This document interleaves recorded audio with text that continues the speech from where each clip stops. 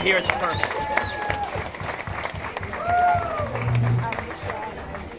Thank you, everybody, for coming today. This is such a special celebration, an amazing day. Of course, he didn't want anything, but thank God Jeannie talked him into having a beautiful celebration with all the people that love him. We're going to all say a few words. So first, I'm going to turn it over to my brother, David. David? Hello. I have to take my notes because over the years I have short-term memory loss, too many hits in the head, and I need glasses because I can't see anymore. At any rate, my glasses are fogged up because I just looked at my beautiful wife. Aww. Here she is. She's right here. He must be in the doghouse. First of all, I'd like to thank Jeannie for setting up this whole affair. Yes. She did so much work and she needs to be recognized, and everybody give her a round of applause. Thank you, Jeannie. We're here today to celebrate my father's 90th birthday. He is the oldest living D'Amelio, maybe of all time. So I figured it'd be a good time, because a lot of D'Amelios are here, to let's go over what being a D'Amelio is all about. Yes. There are a lot of things to talk about here, but we're going to talk about this. Can I if you want to raise your hands, at one time, our grandfather, Gabriel or Gabby, anybody that's a descendant of him, raise your hand. Yeah. Okay. All the people's hands are up. Your husbands or wives, God bless you, because you have to deal with us every day. You're going right to heaven, believe me. It's tough being a D'Amelio, though. But I'm going to tell you something. Here's some traits of a D'Amelio. We're stubborn and we're persistent. Yes. And we know everything. And we're not afraid to tell you we know everything either. The thing is, we're right all the time. We have that innate ability to think out of the box and come up with solutions that are marvelous. And if we can't come up with a solution, we're going to outwork the solution, meaning we will outwork anybody. It's just the way we are. We love to work, and we love to show all these special qualities.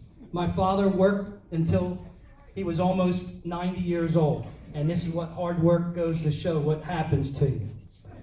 Today, again, we're here to celebrate my father's 90th birthday. He's proof that hard work and dedication will lead to a happy life. My dad is so old, though, he can remember when the Dead Sea was only sick.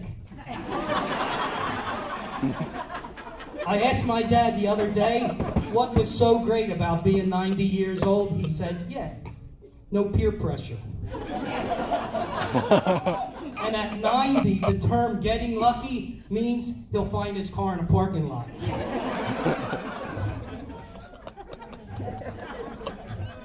Now let's talk about something else that needs to be talked about with my father, his driving record. My father hit so many cars on Cedar Street that the borough posted a sign saying, no parking on either side of the street. Beware of Joe. A true story, he once backed everybody remember those big lions that are in people's yards? He once backed a truck up over one of those lions. But he did fix it and the customer never knew about it. A D'Amelio solution. He once had a Mercedes, he drove it through a garage. That's another true story. My father, I don't know if any of you guys know this, but he once hit a deer. The only problem was the deer was in a zoo. When I was little, we used to play tag, except he was in a car.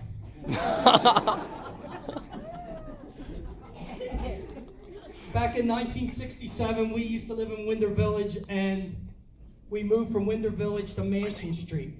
My father, when we moved to Mansion Street, he brought a cassette tape of Frank Sinatra. Slight problem, we didn't have a cassette player. They really weren't invented yet, but he had the tape. And eventually we got the cassette player. And he played a song over and over and over again. And little did I know, as a youngster, that this song would shape his life. And it's a song that we should really take to heart. I'm just going to read the lyrics, and although I could sing it, but that's okay. It's a Frank Sinatra song, That's Life. So listen to the lyrics, and I want you to think about my father, because we're all here because we love him. He hasn't had an enemy in his whole life. That's something to live by. Never had an argument with people that he would let win. This is just how. Got that, good. Here's the Frank Sinatra song. That's life, that's what all the people say. You're riding high in April, shot down in May. But I know I'm not going to change that tune when I'm back on top in June. I said that's life, as funny as it may seem. Some people get their kicks stomping on a dream. My father never did that, as my brother and my sister attest. If we had a dream, he went with it. He helped us, he backed us in anything we ever did. But I don't know if it's going to get me down, because the spinal world keeps spinning around. And this is the truth. I've been a puppet, a pauper, a pirate, a poet, a pawn, and a king. I've been up and down and over and out, and I know one thing. Each time I find myself flat on my face, I pick myself up and get back in the race. It's words to live by. I heard that song at least 4,000 times. And maybe about 3 years ago, I heard it and I said, wow, that's a song my dad played. And I thought about the words, and so true. Dad, everyone's here because we love you. I love you more than anything. You know that. I had the pleasure of working with my father for a long, long time. And it broke my heart when I had to leave, but that wasn't his fault, it was the customer's fault. So, Dad, we love you. Thank you, and I'd like to thank everybody for coming today.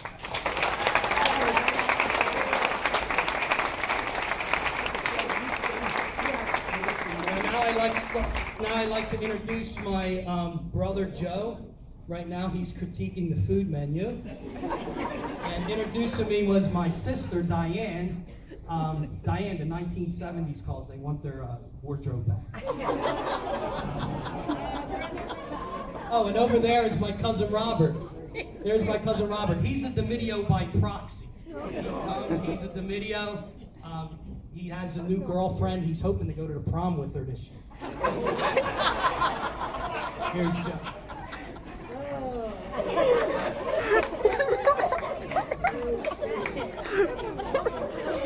This is probably the first time I spoke with a microphone. Again, I want to thank everybody, Jeannie especially, for setting this up. And I was asked to say something, and I thought about it, and I said, well, the best way to maybe explain my feelings and things about my father is a couple stories. These are all true stories, unadulterated. First thing is okay, I went to Drexel, I was in the co-op program, worked 6 months, go to school 6 months. So when I was working for the 6 months, I lived at home. And I was a member of fraternity at Drexel, and during the summer I went to a party, and the party broke up at like 2:30 in the morning. And I'm driving back on 95, get back to Bristol, and I get this urge for cashew peanuts. I just had to have cashew peanuts.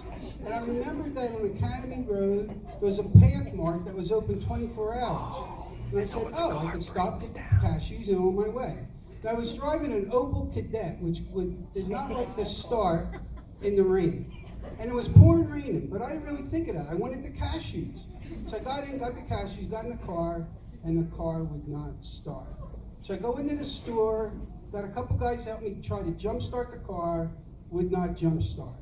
Now this is before cell phones. This is like in the 1970s. So what am I going to do? I'm stuck in this parking lot. Let me call my father. So I called my father. It's about 3 o'clock in the morning by now. Hello, Dad. This is Joe. My car's not going to start. And that didn't surprise him. It was raining out. He says, well, where are you at? I said, I'm at the Pathmark. He goes, oh, you mean the one on 413? I go, no, the one off of Academy Road. He goes, what are you doing there? I said, I just had to have these cashews. He said, okay. So probably, how long it takes to get there, half hour. He went and actually picked me up. And he really didn't say anything much in the car. Like, he didn't chew me out like, White, how stupid you are, White. He just, and the reason I tell that story is because one of my father's traits, that if you know him well, you know, is patience. And through the years, you see that trait portrayed several times. Another story is during the summer when I was still in grade school, 9, 10 years old, my father would say, well, you're not laying around all summer long. You're going to come and work with me. So we're coming back, and Eric probably knows this, and well, we all know this intersection, is Trenton and Durham Road. We're traveling down Durham Road, and you could see there's an accident. I'm in the Cameo truck with his partner Frank, and as we approach the intersection, you can see there's an accident there, and he stops the truck, and him and Frank just get out. They didn't say, well, let's go see what's wrong. Let's see. They just got out instinctively to see what's going on, how they could help. And they got back and they said, yeah, there's the lady's okay. And they went to one of the local houses to call the police because back in 1960s, you didn't have cell phones. And I'm still impressed with that because here he is trying to help somebody he didn't know, without even talking, not even discussing it. Should we go out? No, it was like instinctively. They stopped the truck and just got out and tried to help the lady. So, and I brought that story up to sort of, like my father, if you know him, if you need something, you need help with anything, he's always there without question. So that's another story. One more story. Again, Dave sort of mentioned we grew up in Winter Village. It was a 2-bedroom Cape Cod house. And with 2 bedrooms, okay, I'm born first. Okay, no problem. I'm in the 2nd bedroom. Then my sister's born. Now this presents a problem because we only had 2 bedrooms. So it being a Cape Cod house, we had like an attic. And my father decided, well, I could build a bedroom and a sewing room and some other things up there. And without, okay, I'll do it. He never had tackled a project of that size, and basically got it pretty much done. And across the street, there was a Ben Amadio, who was a union carpenter. My father had a question to ask him, so he comes up, and the thing was well underway, and he looks at my father's tools, and he said, you did all this using these tools? And he said, yeah, what's the problem? He goes, I can't believe it. And the reason I bring that story up is another trait my father has is guts. He has the guts to try to tackle anything that if it needs to be done, you just try to tackle it. The rest I'm going to sort of read because the stories I pretty much know, but these are like my thoughts now. He will try anything. Not many people know that when Cameo was doing well and not doing well in the 1960s, my father and his partner actually opened up a billiard hall. Well, that's guts. He guts in the kitchen business, and he opens up a billiard hall because maybe it would make out. Well, it didn't do well. And, there was a property for sale on Mount Holly Road in Mount Holly, and he had these maps that said that an interstate highway was going to be located somewhere near this farm, and he thought he would get on the ground floor. And sure enough, 295 was built. But it was further from where he had thought about it. And he had run into some financial things, money problems, and he needed to sell the place, and he sold it. And unfortunately, now a couple red lights down from the farm is a major mall that if he held onto the property, had been worth 16 acres.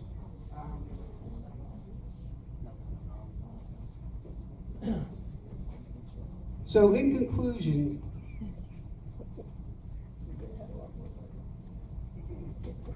I have always felt blessed to have Joe DiMedio as my father. It sure has been interesting with lots of memories that I will always cherish. He's been an inspiration. Not long ago, I realized that I have a couple college degrees, I have a good job, lots of things I've done in my life. I could never even get near what he's accomplished and how he's accomplished it. I will never catch up with him as far as creativity, guts, drive, compassion, sense of humor, accomplishment, patience and understanding, and the last is generosity.